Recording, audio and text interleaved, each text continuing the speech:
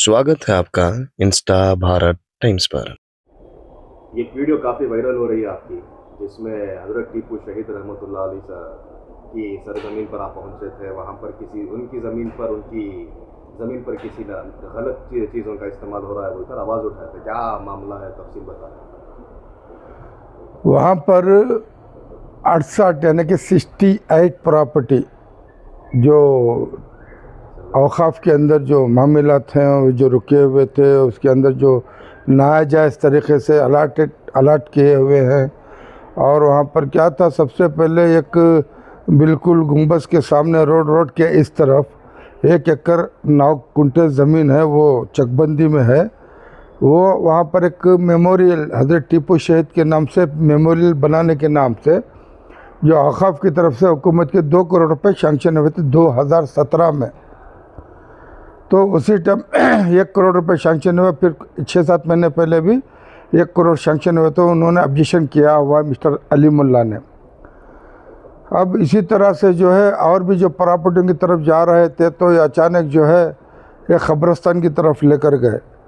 जब क़ब्रिस्तान की तरफ गए तो वहाँ पर जो सिपा सालर थे हज़रत टीपू शहीद रहमतुल्लाह अलैह के वफ़ादार, उनकी ख़ब्र मुबारक हैं। और वो ज़मीन जो है 4 एकड़ 3 गुंठे लिखा हुआ है बोर्ड के ऊपर, लेकिन क़ब्रिस्तान वो आया है आधे एकड़ से भी कम। बाकी इस तरफ जो है उन्होंने जो गलीज़ पानी को जो साफ़ करते हैं उसका प्लान बनाया हुआ है। जो हज़रत टीपू शहीद के जो वफ़ादार साथियाँ थे, उनके मज़ारात हैं, उन मज़ारातों के ऊपर इन्होंने उसे बंद करके जो है पानी का एक ये बना करके गलीज़ पानी का शेवर बनाए हुए। तो मैंने देखा ये बेअदबी, जिस तरह से शहीद रहमतुल्लाह अलैह अपने औलाद के लिए उन्होंने कुछ नहीं रखा, सारी चीज़ जो है उन्होंने मखलूक के लिए यानी कि अल्लाह के बंदों के लिए उन्होंने छोड़ी।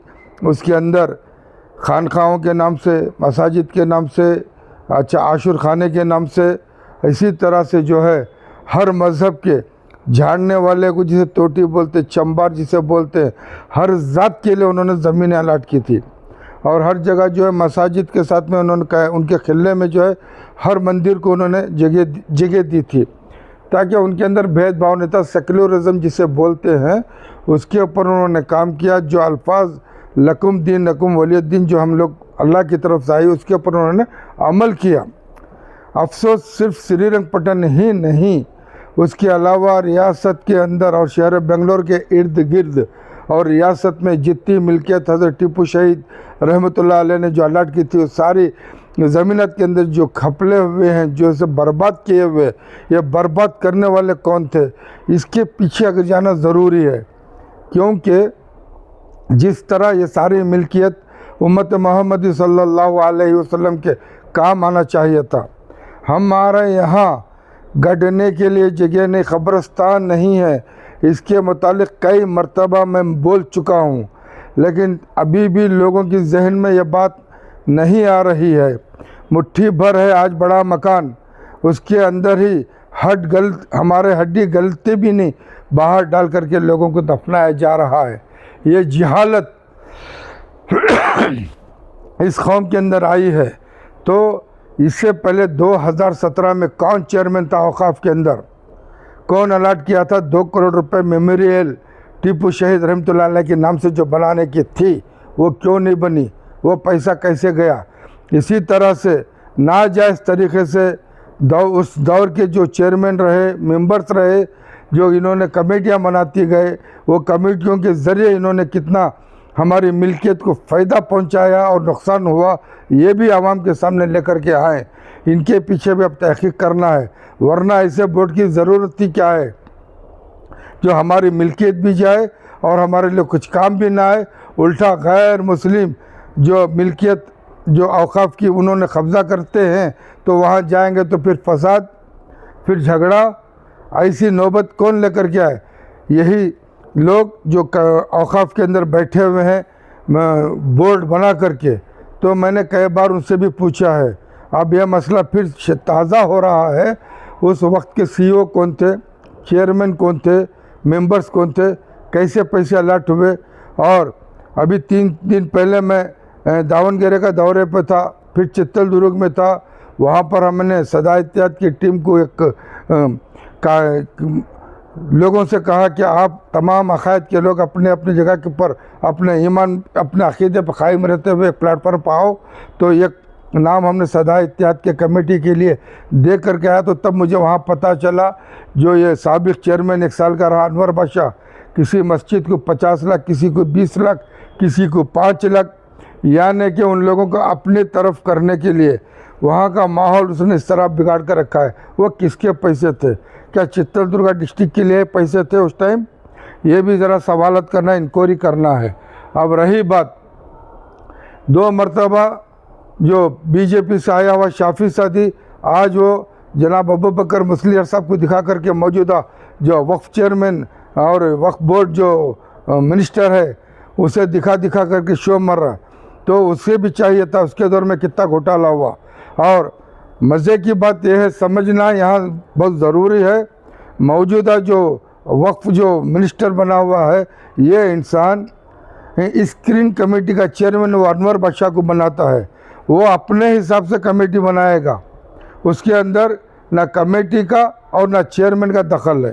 पाक करने के लिए इस्तेमाल करने की बात जो आप बोल रहे हैं ना, ये कब से चल रहा है, कब से शुरुआत हुई थी इसकी? और ये कब वो सारा डॉक्यूमेंट अलीमुल्ला खान के पास मौजूद है। वो सारे डॉक्यूमेंट मुझे दिए हुए हैं, मैंने जगह रखा हुआ है। सिर्फ वही नहीं, बहुत सारी ज़मीनात के जो डॉक्यूमेंट्स हैं उनके पास है। और वहाँ पर मैंने ये भी कहा था जितने शहीद रहमतुल्लाह अलैह के नाम से अपने आप को बहुत, वो सारे लोग क्या यही किए थे क्या कि वहाँ की मिल्कियत को बर्बाद करें और अपने आप को ये कहें कि हम वफादार हैं टीपू शहीद रहमतुल्लाह अलैह के।